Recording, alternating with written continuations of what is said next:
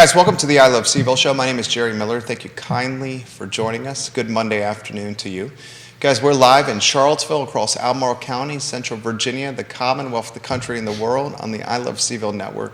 And it's great to connect with you guys through this platform. We envisioned a platform almost 6 years ago where the network would connect with you, the viewer and listener, throughout social media channels everywhere. And we've created that.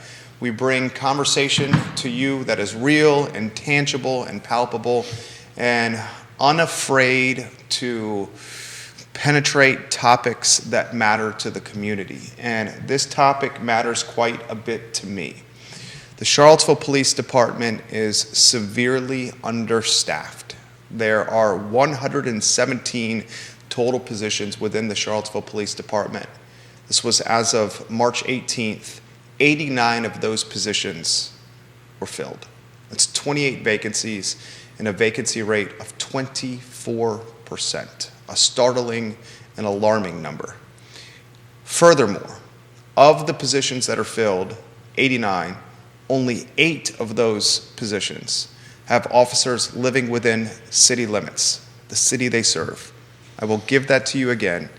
8 of the 89 positions, officers living in city limits, 5 renting, and 3 homeowners. A lot to unpack there, and we'll start doing some of that unpacking with Alex Bruner. Judah Wickhauer is our director. If we can go to the two-shot and welcome Alex to the show. This gentleman, formerly of the Charlottesville Police Department, now in the private sector, a board of director with the Charlottesville Police Foundation. Good afternoon, Alex. Thank you for joining us. Thank you for having me. It's our pleasure. Before we talk shop, introduce yourself, please, to everybody that's watching today's program. Absolutely. My name's Alex Bruner. I am a lifelong resident of Charlottesville. I was born and raised here.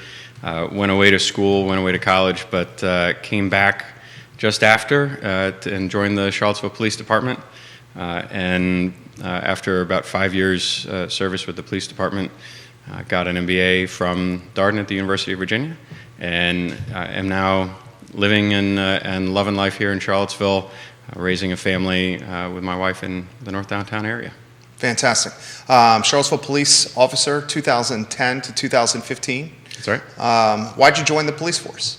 So I joined the police department in 2010 after some great experiences with public safety in college. I was a volunteer EMT and firefighter. I ran our collegiate volunteer emergency medical service at Lehigh University, and so enjoyed that experience, the purpose behind it, the sense of purpose, and also had some great interactions with the police officers in that time. So graduating college, looking for work, it called to me, the notion of sort of one more round of service in public safety, and it just made sense to me. I'd done firefighting and emergency medicine, and so let me try police work.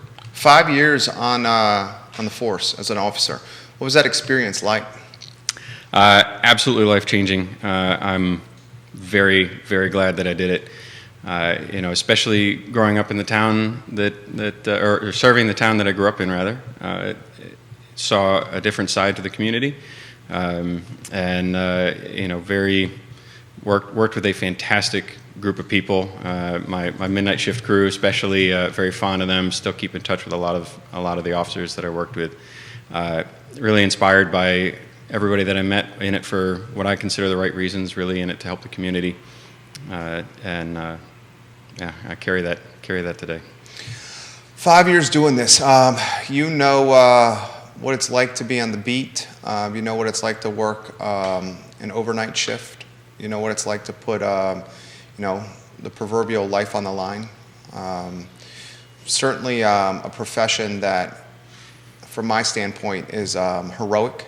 When I go to work, I don't risk, at least I hope I don't risk, my life when I walk into a studio and talk about the community that I love, but police officers certainly do that. Today, the Charlottesville Police Department, like police departments across the country, facing a level of attention perhaps like never been seen before. A level of antagonistic attention, if you may. Why do you think we're at that point in our culture of antagonistic attention to a profession that, for as long as I've known, has been one of heroism? Yeah. That's a very complicated, multi-leveled issue, I think. Certainly in the last, I'd say starting in about 2015, I remember, I was actually traveling to New York to be on the Today Show to talk about policing issues with a panel, and taking the train through Baltimore during the Freddie Gray riots. So I think a lot of the concern comes from the point of community concern. It's people want their police officers to be just, want them to use the correct amount of force for the given situation. So I think that a lot of these people are asking the right questions. My great fear is that in the manner that some of the questions are asked and the issues raised, it just ends up putting up a wall instead of shaking hands across the community to come up with a positive solution. The attrition within CPD worries me. I know it worries you. First, let's talk about the role of the foundation. What is it that the Charlottesville Police Foundation, what's the mission? What do you guys do? So the Charlottesville Police Foundation, nonprofit, we do not respond to, or we are not overseen by the police department, nor does the police department take orders from us. Independent nonprofit organization. We believe that the city of Charlottesville is going to be better off, best served by the best police department that we can have. So our mission is to support especially frontline officers in being able to do the best job that they can do in serving the community. Would you characterize, or how do you characterize the department today? We mentioned the vacancy rate of 24%, the unfortunate nature of only 8 of 89 officers living in the community they serve. We understand that police officers, much like teachers and nurses and frontline workers, EMTs and firefighters, are tremendously underpaid. We understand that jurisdictions around the city are offering higher pay structures than the CPD, and then are pretty much explaining, or it's frankly very obvious, that there's no commute necessary. You can serve in one of the jurisdictions around Charlottesville and work in the county or the community that you're serving in, and not worrying about having to drive 25, 35, 45 minutes to a neighboring jurisdiction in a car that you're probably paying for gas yourself. Yep. Which is adding to costs from a quality of life standpoint. So I'm going to open-ended question for you here. 24% vacancy rate worries me. Morale worries me, and jurisdictional competition worries me. Yep. So you touched on a lot of really important things there. Right off the bat, that vacancy rate, that's the number of sworn officers that we have officially on the books. And that includes from at any given time maybe a half a dozen officers who are in training, who ride 2 per car with a training officer. So they're not really additional boots on the ground, as it were, and doesn't account for officers who may be out sick. I heard at one point during the pandemic they were down a little over 20 officers out sick, and so I'd ask all the people watching, do you feel adequately policed? Do you feel safe in the community with fewer than 70 officers actually available to respond to crimes in a city of 45,000? I think we're up to about now. So that's one big issue. On the housing issue and the pay and the tenure, I think all come together, right? How much turnover do we have? Where do the officers live, and what are they paid? All comes together and really impacts as well. The quality and the type of policing that we have, right? If you have officers turning over every few years, it's incredibly difficult to establish good community policing relationships. And that's something that I hear the call for all the time. And so we need officers to stick around. We need them to stick around as well just for that experience. I remember asking an officer when I first joined how long it took until he felt comfortable responding to any type of call he might be sent to, and he said it was about 3 years. And in my 5 years experience, I felt that to be pretty true too. It was about 3 years after being hired before I felt actually comfortable going to calls. So we need those officers there in the middle with 5, 10, 15 years experience, and they're the ones at great flight risk because you can go to UPD right now. I think they're offering University Police Department. The University Police Department. They don't even have to move very far, and they get a significant pay bump and a signing bonus for coming on as a certified officer, as a certified sworn officer. And several other jurisdictions in the area are doing the same. So we're losing officers to pay. The housing issue is long running. When I was with the department from 2010 to 15, I believe I was one of only 6 officers at the time who was living in the city. And there again, we would love to see more officers be able to afford and want to live in the city. Plant roots here, right? Be stakeholders both on and off the job in the community. To that end, the foundation has a housing grant program. We offer a $20,000 grant to an officer if they buy a home in the city or within a very short distance outside the city, and that's conditional on them staying in that house for a few years, and that's to help. But even so, with the housing prices we've all seen in the last couple of years, that's become increasingly difficult. So when you were when you were a part of the Charlottesville Police Department, when you were an officer, that was Chief Tim Longo. That's right. Chief Tim Longo, A+ people in my book.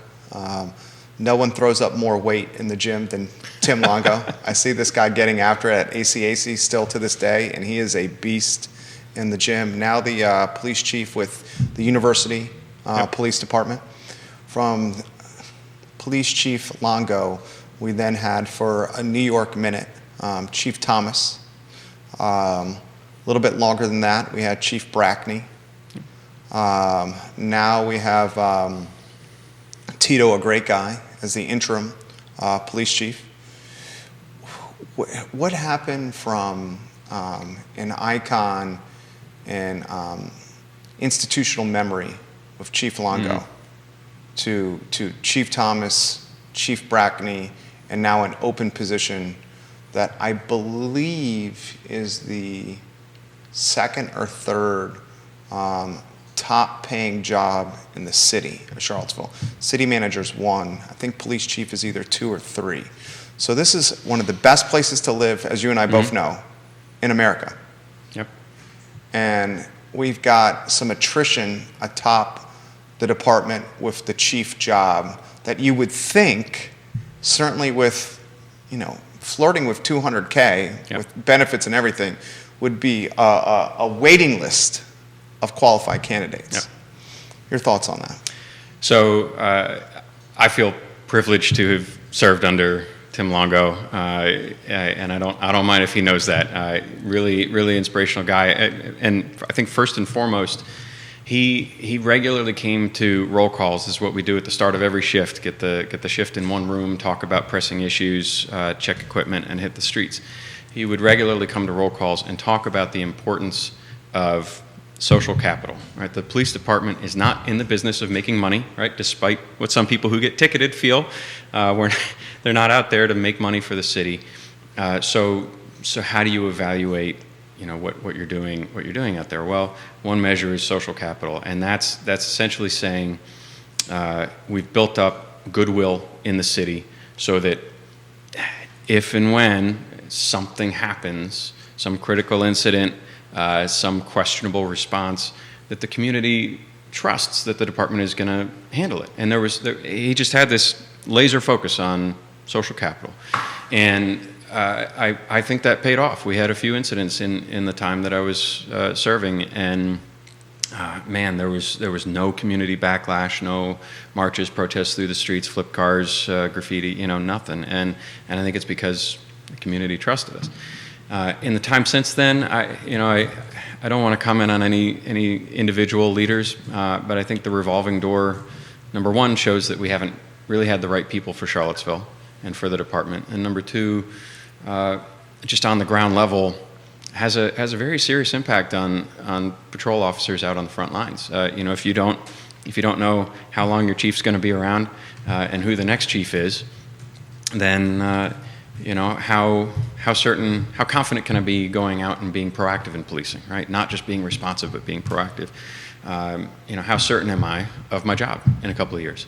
Why should I move to Charlottesville and buy an expensive house if the department's going to be turned upside down and I don't know if I'm going to even have a job here anymore? So, some stability, I think, throughout city leadership would be fantastic and a great benefit to the department too. It would seem to me, and people often ask, they know I'm running for Board of Supervisors in Albemarle, and they often ask, what party do you most align with? And my response to that is, I align with the party of common sense. And it would seem to me, from a common sense standpoint, that interim chief Durrett would be a very common sense choice to lead the department. Someone who's grown up as a man in the department. Yeah. From my standpoint, as someone who is very pro-blue, getting that top spot filled permanently is critical to righting the ship, morale, filling vacancies, being Longo was such a good face for the department. Like I talk about the face of the franchise often, and not with police, but just in general, the face of the brand.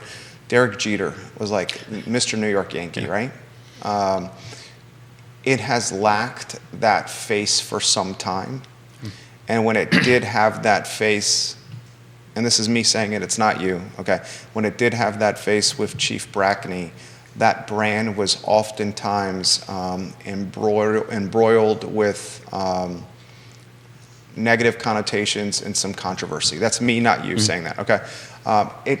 It's lacking that Jeter of the Yankees, that Longo of the police department when you were there.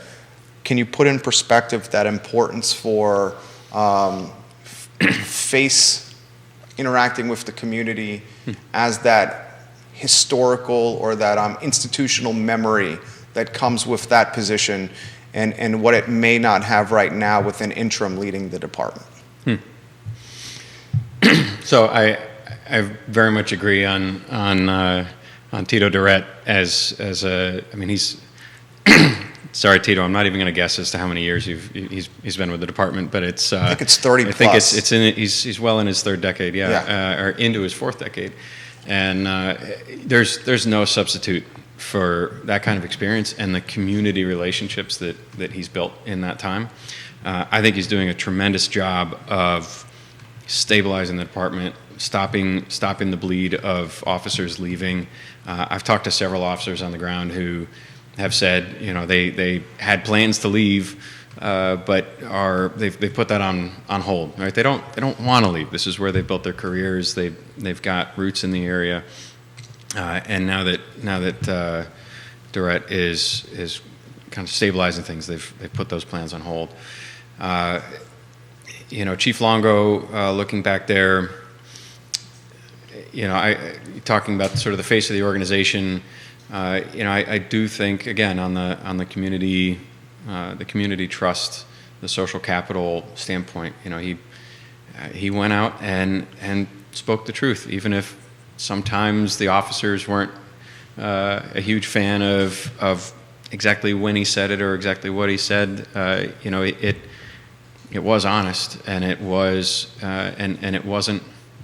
There was never a blame game. There was no, it was a. He was a straight shooter. Yeah, and I think the officers, you never, like in an organization of 120-ish people, you're never going to have everybody agree on absolutely everything. Of course. But I think he was very well respected in that by everyone for the like you said, being a straight shooter, and that's critical. I'd love to see that in whoever whoever comes on. How do you think, you grew up in Charlottesville, how do you think August 12, 2017 impacted social capital within the community and the department? I mean, I've been here I went to UVA, been here in Charlottesville 22 years. Much to my wife's disappointment, one of the few times I've lied to my wife was A12 2017 when she begged me not to go. Yep. And I said, I'm going to go to ACAC instead. and I knew at that moment, Alex, that this was going to be a day and time that would forever live in infamy in Charlottesville history. But it's something I had to see because I realized even in that moment that our son, who's 4, once he gets to an appropriate age, whether through school or his parents, he would learn about August 12, 2017. And I wanted to offer firsthand perspective on that as Dad was there on Market Street. Yeah. Your thoughts on A12 and how maybe A12 has influenced the social capital in the community with the department? Yeah. Social capital absolutely evaporated on that day. I think whether rightly or wrongly, right? And there were a ton of people, a ton of perspectives shared from ground level in the aftermath, and live streamed a tremendous amount, live streamed from the ground. I have personally never seen so much hate in the community so tightly concentrated as the crowds that were out on that day. And there were plenty of people who had every good intention of bringing calmness and peace to the day. Man, that pot boiled over, didn't it? And unfortunately, Tim Heafy wrote an extensive report on looking back. And it is always easy to armchair quarterback. I'd left the department 2 years prior. I was no part of planning or investigating the aftermath. But I think the tragedy, the first tragedy is the lives lost and the people injured. From the lasting department perspective, the fallout to come from that, what I find tragic is how many people seem to blame the individual officers and how that continues to impact interactions even today. You need officers who fall in line behind their commanders. We don't want rogue officers going out there doing everything every day. Looks good in movies, not good on the street. So you want officers who follow commands, and they were following commands. And still, the individual officers there have come under fire daily since then, and that impacts absolutely everything from the way they're presented at city council meetings to interactions during a traffic stop or stopping on the side of the road to help a broken down motorist who might be less trustful of the police now because they've been roasted so severely in public discourse over the last 5 years. Good answer. It's the collateral damage of A12 and also the collateral damage associated with George Floyd's murder has resonated negatively with the brand that is police. Yep. How do we recuperate or recover the trust that was lost with such notable circumstances that I think will live in infamy, one locally and one at a more macro scale? Yeah. So August 12th was definitely a local event. George Floyd, that was not our police department. Very understandable that people would be concerned that a similar thing could happen here. So let's ask the questions. That's good. We like dialogue. And all the countless, too many to list here, countless examples that have, led to unrest in cities across the country, including Charlottesville, in protests of solidarity. What I think, what hurts me and hurts the officers, the department, the community relationship is directing that anger at our local officers and our local department when this is something that happened thousands of miles away in a different department with different policies, different hiring practices, different training, right? And it blocks the ability to have the conversation here, right? It's it's hard to talk. Trying to remember who it was said that if your fists are raised in the air, it's hard to put them together to do good work, right? And so you can't reach across the table and improve things if we're all just yelling at each other. Lots of valid concerns raised. Again, important to have that dialogue. I'd love to see community events. I'd love to see sort of a meet your neighborhood, beat cop kind of thing. The foundation is all about sponsoring those sorts of things. Unfortunately, staffing's so low that we can't get any spare officers to get out and make those relationships. I think you mentioned the dehumanizing aspect of the dialogue today, right? It's the police. It's not my neighbor, the police officer. It's not on an individual level. So we're definitely missing that relationship. Our officers are really doing their best, and I'm so impressed by those, especially all of our officers, but especially those who've stuck around for the last 5 years. Me too. And so grateful for those that have kept their experience in the department, kept the community relationships that they've built, and that's irreplaceable. I concur. I mean, I was talking about this with my wife. I mean, let's talk locally.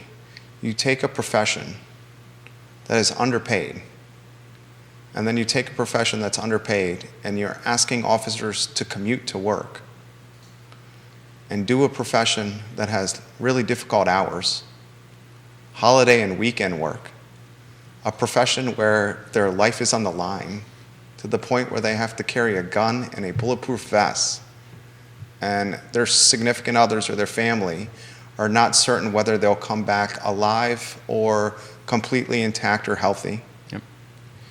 And then you compound matters with many in the community having a sour taste for them.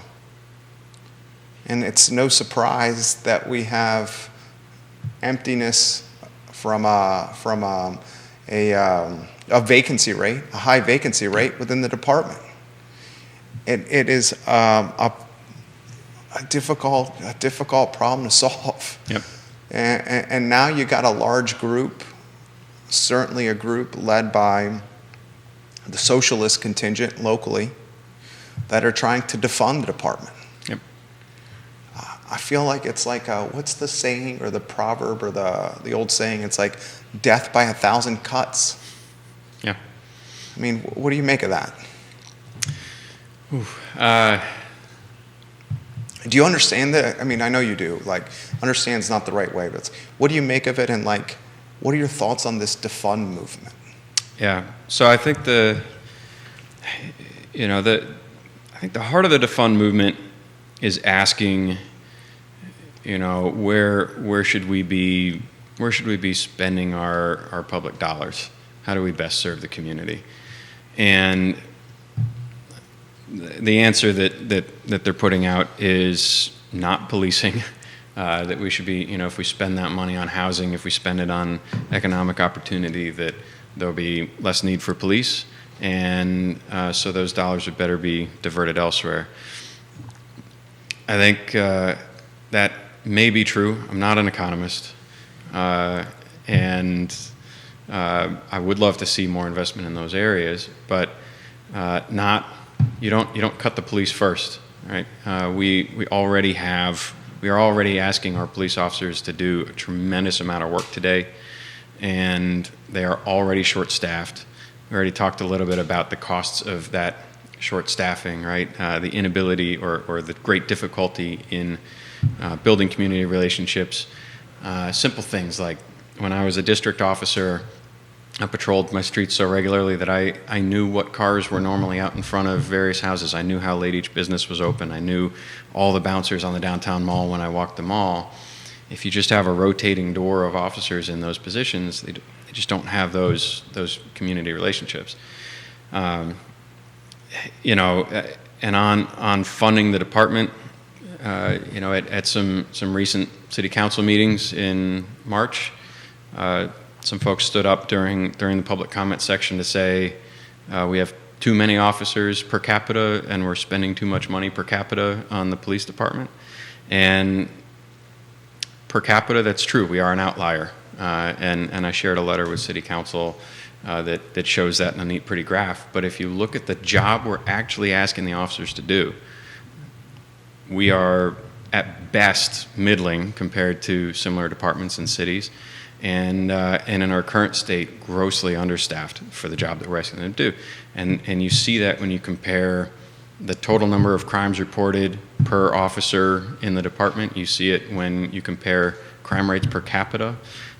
We have, you know, it was compared at a city council meeting that we spend significantly more. We have larger department per capita than some cities like Roanoke, Lynchburg, Waynesboro, Harrisonburg, Albemarle County. Those so Roanoke and Lynchburg are significantly larger cities. Albemarle is more than twice the size in population of Charlottesville as well. Harrisonburg and Blacksburg are about comparable in size. We have a crime rate, a violent crime rate, according to 2020 FBI statistics, that's nearly twice that of Harrisonburg. Our violent crime rate is nearly 4 times of that of Albemarle County with a similar size. Actually, Albemarle County has more officers, and our crime rate is 4 times. Violent crime is 4 times as high. And we have a violent crime rate nearly 7 times that of Blacksburg. So the job that we're asking our officers to do is that much bigger. And I've used the example before, right? If 2 cities of a comparable size, one had more house fires than the other, you'd expect the one city to have a larger fire department. You'd expect them to have more trucks to be able to respond to that need, right, to the job at hand. So the KPI, the key performance indicator we should be focused on, is not necessarily police officers per population. It's police officers per crime rate.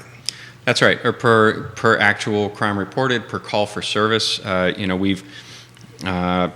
I just looked up this statistic, and I'm pulling it from my head. I believe also in 2020, which I'm using because it's the last year that I could find statistics from everybody on everything. Charlottesville responded to 36,000 calls for service, and Albemarle County had about the same, but did that with more officers.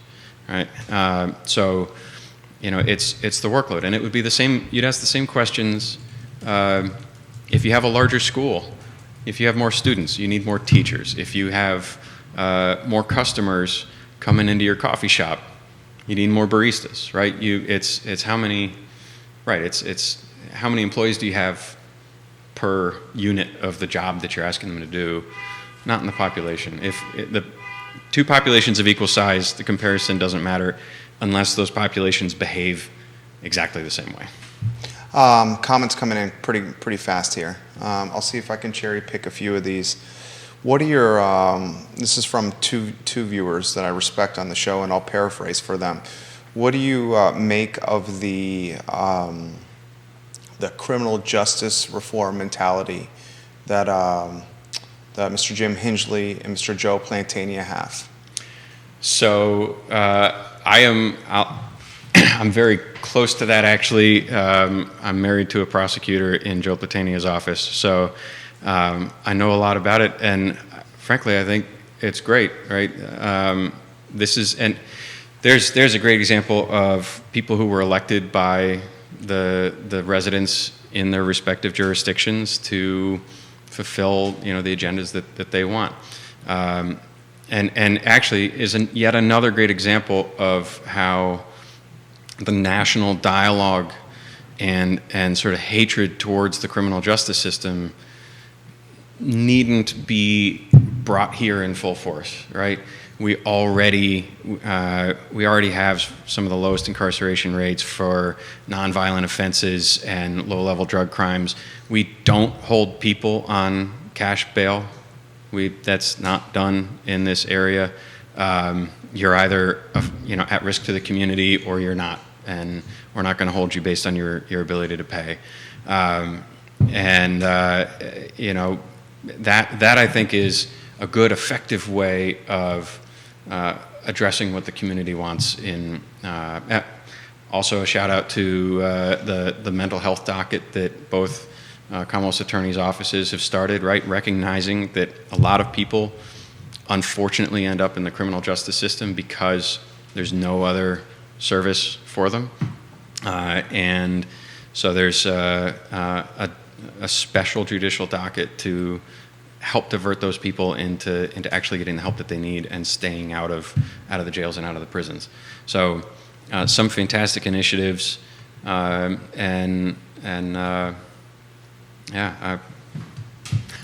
Does the police department feel supported by City Council? Lately, no. Or I should say, up until recently, for certain, no. And is that because of the budget, the precarious nature of the current budget? The precarious nature of the budget certainly plays in. Most pointedly was just the attacks, the outright verbal attacks on our police officers by counselors sitting behind the bench in council meetings. Current or former? Former. Okay. So this is me saying this, not you. And I've been very straightforward with I'll cut to the chase. I've been very straightforward on the show with what I've thought has been damaging leadership by our former mayor, and Nakia Walker. I've been very straightforward on this show that the mayor of Charlottesville should be a champion of the city in totality and not an activist on the dais. Yep. And she was an activist and a lightning rod and not a galvanizer of the community. And I understand championing and standing up for underserved population, but when you're the mayor, you can't champion the underserved population at the damning nature of the rest of the population. Yeah. And that's what happened. So a rising tide lifts all boats, right? We want to better the well city. Said. We want to better the city. We want, we need. It's a balancing act. You need to recognize your flaws, but not focus so single-mindedly on them that becomes the only thing that anybody ever talks about, right? And that was, frankly, the issue coming out of City Council, as from the police officer's view, was, just attacks on their character, on the work that they were doing, and I try to catch up or keep up with the officers that I used to work with, and heard from them that they can deal with the community facing dialogue or lack thereof. They can handle it when they get out of their cars in a neighborhood and they get yelled at and cursed at by some people standing on the street. They can handle that. They've been doing that for years. What hurts more than anything else is when city leadership at all levels are damning the work that they're doing and calling their character into question and their reasons for service. So that's I think that's a great point. We need a good it's that same coming together, right? We need to cross the table. Need to be able to talk about all these issues, right? And I always said, even in court, I never took offense at somebody to come plead not guilty and argue that I was wrong in making an arrest. That's a fundamental right in this country, and it's a beautiful one. Never took offense at that. We need, just like in that scenario, we need to be able to talk. We need to be able to have these conversations. So would love to see, and I'm very happy so far that the current city council seems actually willing to listen to what everybody has to say, and I'm grateful for that. From the same vein, is that what led to the demise or downfall of Chief Brackney within the department? Sorry, could you ask that one? Well, I think Chief Brackney, and you know more about this than I do, but from someone who follows it closely, her leadership or her mindset with policing was very much focused on reform, so much so that it seemed to polarize or alienate many in the department. And once the top person in the department loses morale or faith or confidence of the department he or she is leading, then you have a conundrum. Yep. And we saw an obvious conundrum that led to many in the department not feeling motivated or compelled to follow the chief. Yep. And now we have a chief that is in an active lawsuit against her former employer. Yep. I guess for me, I wonder, as someone who loves this community dearly, so much so that he named the business I Love CVille. I wonder that, how much influence did the mayor have over Chief Brackney? And I also wonder, with Chief Brackney, was her approach to policing just not a great fit for this community? Yeah. What are your thoughts on any of that? So,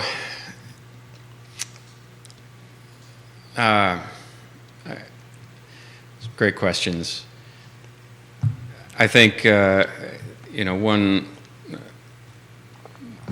one piece of evidence that I find interesting, or just a flag, is that a lot of the counselors and our former city manager, one of 5 or 6 that we've had in the last 5 years also, Quit. are not, well, they're not able to talk about anything.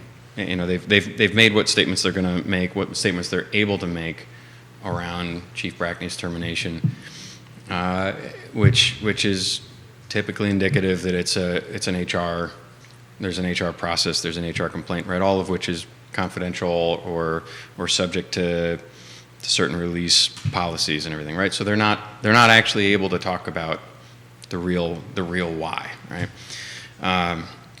And I think I'd answer the rest of the question just by saying I personally believe in service leadership. All right, if you are the head of an organization, it's your job. If you're and it can be if you're the shift sergeant with 10 officers on patrol that night. It can be, well, you're lucky for that now. 6 officers overnight, or 10 during the day, or an evening shift, and it's your job to enable those officers to be able to go do their best work, and it's the officer's duty to serve the community in the way that they best can. The chief sits at the absolute top of that, should be enabling their support staff to help the department, should be enabling the investigations bureau to go out and do, close cases, right? They should be enabling patrol to go out and help make the city safe. And I think the departure of so many officers, the absolutely crushing morale in the department at the time, all of these things are great evidence that just wasn't happening. And that is a tragedy, right? We've lost actually, I believe it was October 4 of 2021, in response to some questioning on letting Chief Brackney go. Then city manager told city council. Is this Mr. Chip Boyles? Mr. Chip Boyles told city council, and I'm sorry, I can't find the exact number, but on the order of, so they started with 117 officers in 2019 or thereabouts, and over 90 officers had left the department in the previous 3 years of 2018 to 2021. 90 officers had left, and 70 some had been hired. That is mind-blowing, right? That doesn't mean that we only have 20 officers left. That doesn't mean that only 20 officers have more than 3 years experience, right? Because some of those people came and then immediately left. But that turnover seriously hurts the level of experience that we have, hurts the community relationships, hurts our ability to, actually handle really tricky situations that you need that intuition that you build up from years on the streets, hurts the next generation too, right? Who do you have training new officers coming in if all of your experience is left? So I think certainly a damaging period for the department. The last 5 years really, right? They've suffered the community backlash, and I think the chiefs that have come and gone have been a result of that. What the community and what city council wants for whatever reasons they want it, and we're paying the consequences for that today. Good interview, and I appreciate your straightforwardness. I look at the city, and a city that I love dearly, that I'm proud to raise, to work in. Our family's here constantly. I see not only attrition and vacancies in the police department, but all over City Hall. Mm-hmm. And I think the vacancies that we have all over City Hall and the police department, unfortunately, and being straight shooter here, is a lot of the collateral damage of former Mayor Nikiah Walker. We have city managers who are hired, Mark Woolley, who quits a few days before he takes the job. Interim city managers and Chip Boyles, who I know and respect, sprinting for the exit. Yep. John Blair, who's watching the program now. Love John Blair. He knows I love him. Watching now is now the city attorney in Staunton. Yep. Going from city attorney of Charlottesville to city attorney of Staunton. That, I think, makes a statement. Yep. And we just got a lot of rebuilding we got to do. How does this happen? Does city council, if they don't hire, and right now they're so deeply embroiled with the budget, the city manager hire is not even a focus point. Yep. The Robert Bob Group, who is the consultant city manager, just essentially a mercenary city manager, their contract expires in June. Yeah. So they're like, it's April. Yep. We're not going to get a new city manager between now and June. So they're likely going to get renewed for another 6 months, which takes us to the end of the year. The next thing I've contemplated on this program is the new city manager. Do we have to wait till the new city council is elected in 2023 November? Because you risk a lame duck city manager being hired before that. 3 positions are up for grabs: Payne, McGill, and Snook in November 2023. The longer we wait to hire the city manager, the more that person, he or she we hire, could be seen as a lame duck hire.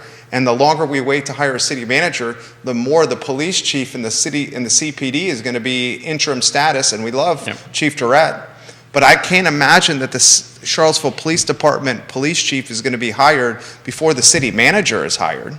No. And I can't imagine the Robert Bob Group mercenary city manager is going to hire the police chief. No, and I you think about this stuff? Yeah. So what I understand about the situation is very much that they want to get a new city manager in because it's the city manager's duty to appoint the department chiefs. Right. And that includes the chief of police. So there is an order of operations that they want to see happen. I have to say, despite his mercenary nature, I've been. He's a great guy. I've only met him once, but was very impressed, and I hear good things coming from other city staff, and tremendously impressed and grateful that the 2 deputy city managers have stuck around. They are Ashley and A+ Sam. people. Yeah, really impressive, and the city is lucky to have them. I think I mentioned a lot of officers who had one foot out the door have sort of, they're holding the door open, but they're not walking out right now because they're waiting to see sort of what the next move is, right? What kind of climate are we going to bring in here? And to your question about how do we move forward, then it is, it's almost a department in purgatory right now. It is, and so look, citywide on all these issues, it's a call to action from everybody in Charlottesville, all the stakeholders in the community, speaking up about it. Right, the last 5 years, I wouldn't have. I can think of a bunch of people who would have been great city councilors, but I would not have wished being a city councilor on my worst enemy, with the hate and the vitriol that was spewed at the whole panel, and sometimes reflected back, but woe to you who expresses a contrary opinion in a city council meeting either, or at least historically over the last few years. So that has meant that a lot of people, it's my belief, when I talk to my friends and neighbors, they are concerned about the state of police staffing. They are concerned about making sure that we have enough people to provide good coverage, to keep the city safe, and but they're not. That message isn't reaching city council, and so I would say if you're listening to this, if you're concerned about those issues, if you're concerned about the number, quality, how well trained, what kind of police department we have, then city council needs to hear it. They are actively working on their budget. I think there's one meeting today, another meeting on Thursday, and it should be adopted. I think I heard on the 14th or thereabouts. So we are racing to the end here, and this is just 1 year, right? It's going to start all over again next year, budget-wise, and so I'd encourage anybody who, all the people who I'm on Nextdoor. I love I can sit there eating popcorn, reading all the posts, but it's all the people who complain about speeders in your neighborhoods, about all the gunshots that have been popping off around the city, the violent crime rate, all your catalytic converters being stolen. Just run down the list of complaints that people submit on Nextdoor.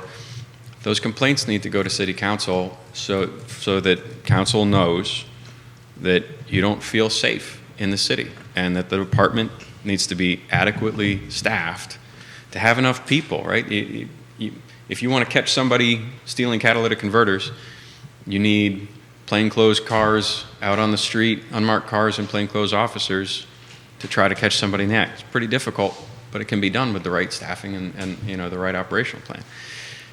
Things like that. If you want speed enforcement on your local streets, if you feel like people are coming in too hot, you need officers. You need enough officers to go around to do that. So if you feel that way about the neighborhoods that you live in, now's the time to speak up.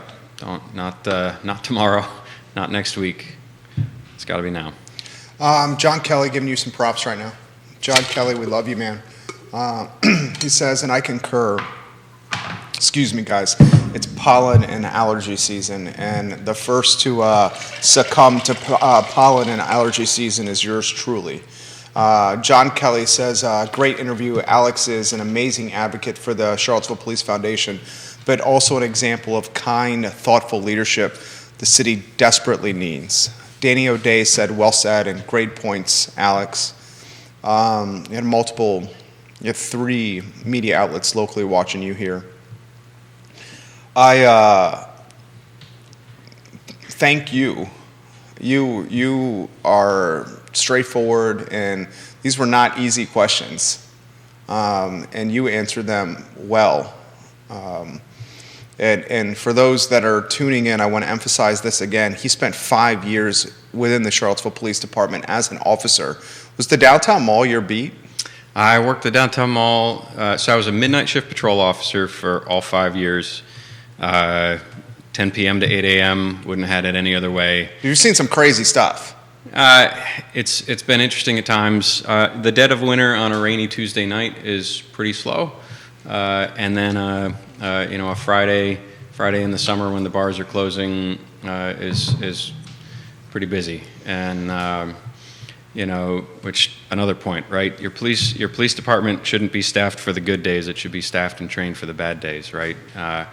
So, Yeah, I did the downtown mall from early when I started to about 2012, 13, and sort of floated around after. So the midnight shift would have somebody actually walking the mall from about 10 p.m. to 3 a.m. and then I'd hit the city in a car.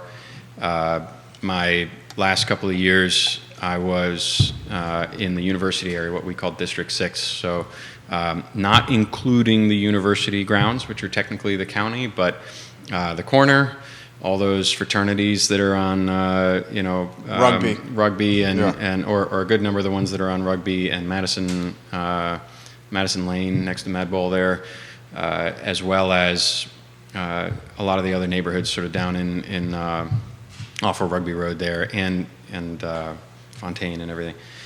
Also was a police bicycle instructor. I used to tell people I was a bike cop, and they'd get really excited and ask me about Harley Davidsons. It was far less dramatic than that, but led our mountain biking, police bicycle training. So the officers that you saw on the mall did that. Was a forensics officer, called to help others collect crime scene evidence, and was a field training officer as well for the last couple of years. So helped teach sort of some of the next generation that were coming through.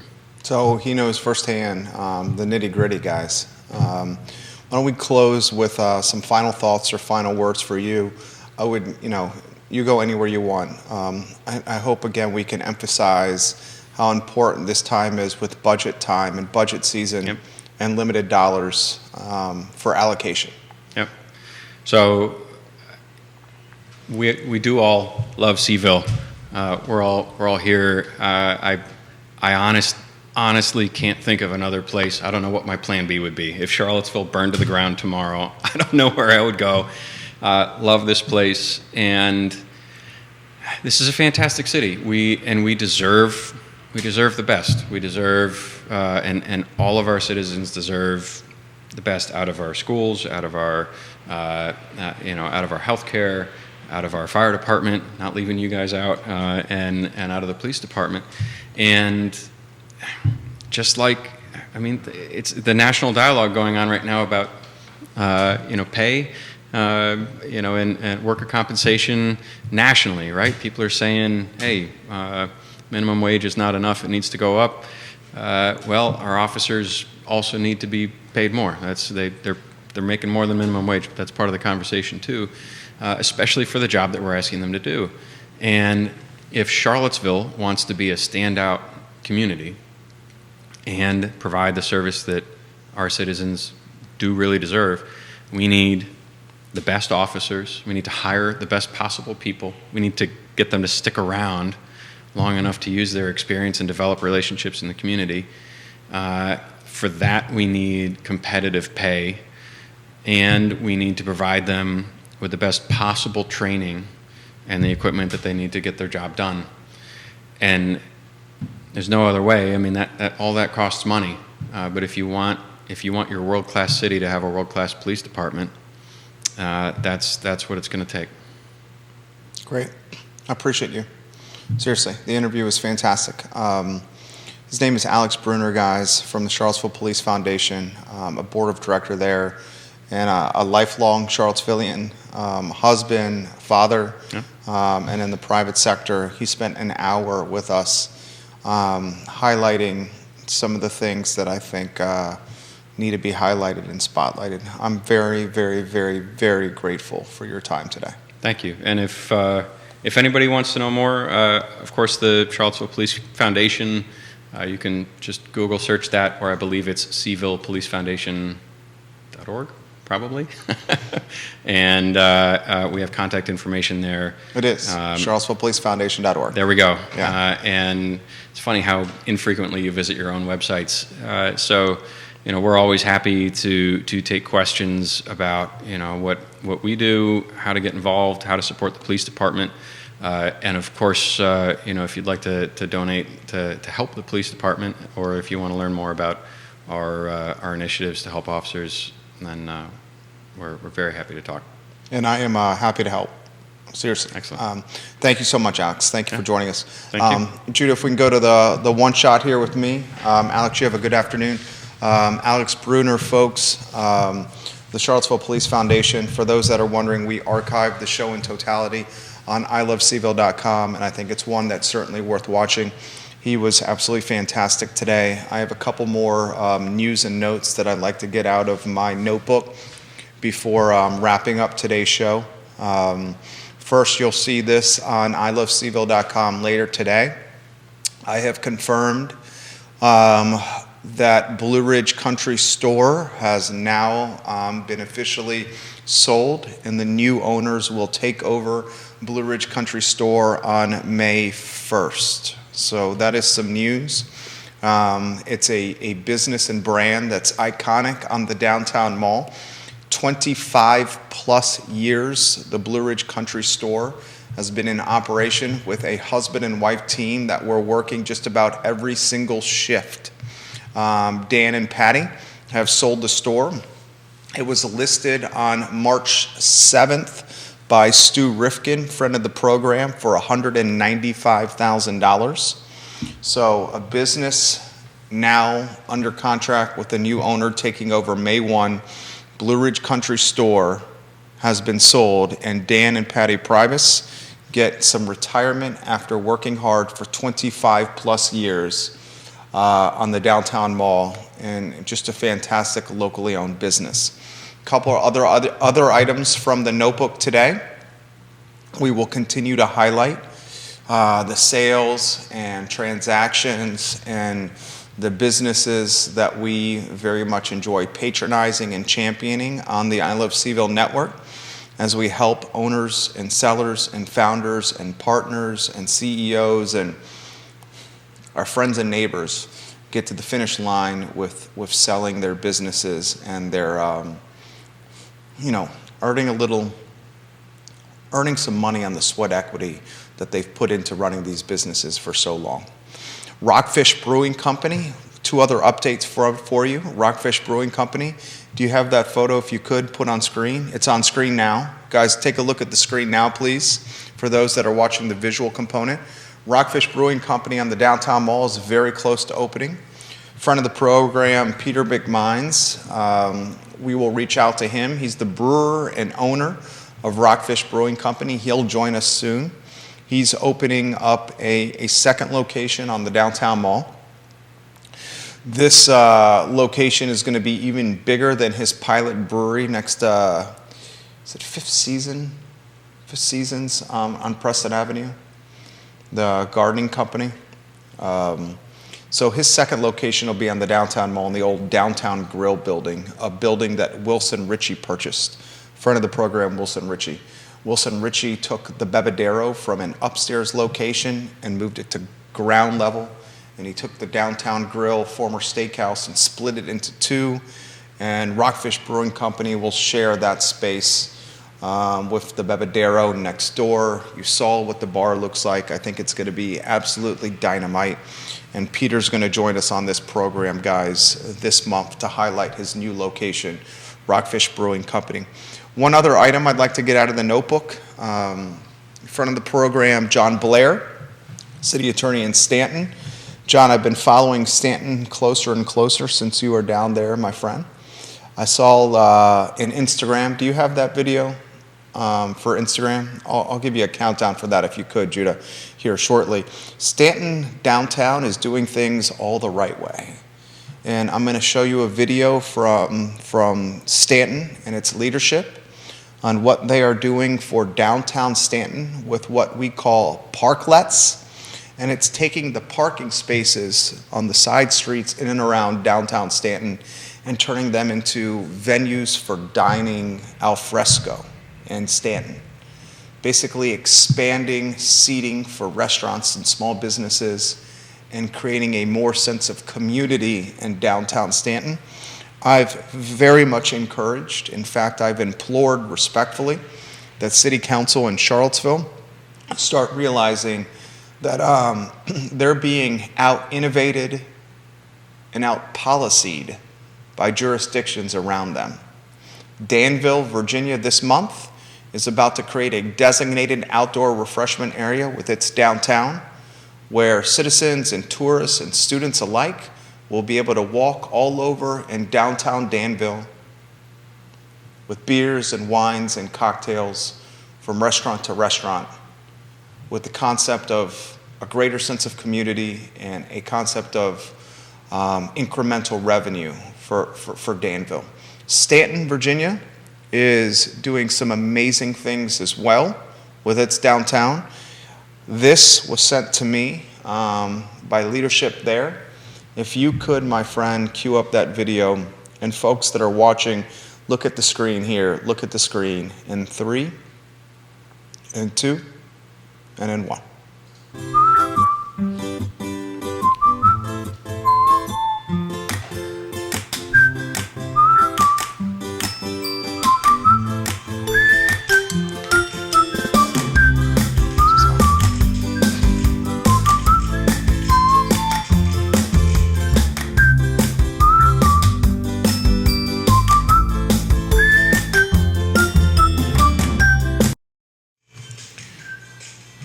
So big time things happening there in Staunton. I think just an absolutely lovely, lovely town. So that's the show. I hope you enjoyed the Monday edition of the program, where we are unafraid to have real conversation about the community we love very dearly. So unafraid that the conversation we have may even ring strongly against popular opinion. But when it's all said and done, a community is as strong as the morale of its frontline workers. And if we have a vacancy rate of 24% within the police force that serves the community, and we currently do in Charlottesville,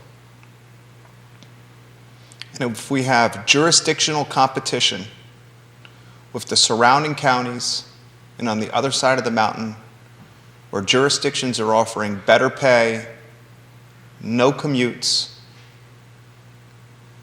and less headaches from a social capital standpoint, then we will continue to lose Charlottesville police officers to competing jurisdictions.